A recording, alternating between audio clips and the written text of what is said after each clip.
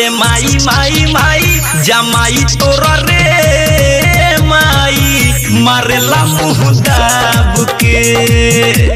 जमाई तोरा रे माई मारेला मुँह दाब के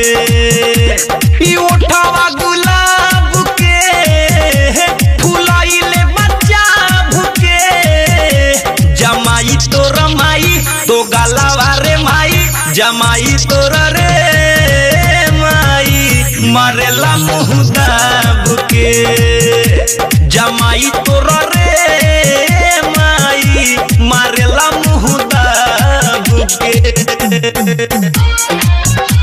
जमाई तोरा रे माई माई डीजे विकास रीगा सीतामढ़ी मारेला मुँह दाब के presented by lovely films production. गबने के बेर से मुआना कोइले बायती रे रोज रोज देहिया के करे दूर गति रे आवेला रोज घरे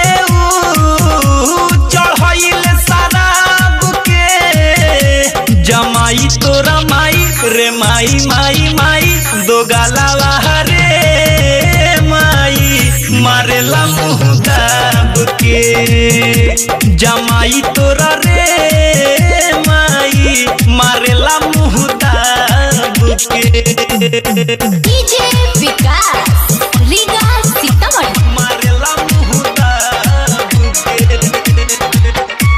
मारेला मुँह दाब के आप सुन रहे हैं अमित पटेल की आवाज में। हाय के तना ले कहीं खेला पियऊ मुकेश के तंग बानी हमरे माई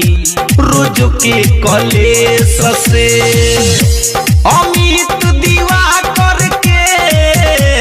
आदत बा खराब रे जमाई तोरा माई दो गलावा रे माई दामाद तोरा रे माई मारेला मुँह दाब के ई ओठवा गुलाब के फुलाइले बच्चा भुके जमाई तोरा माई तो गलावा रे माई जमाई तोरा रे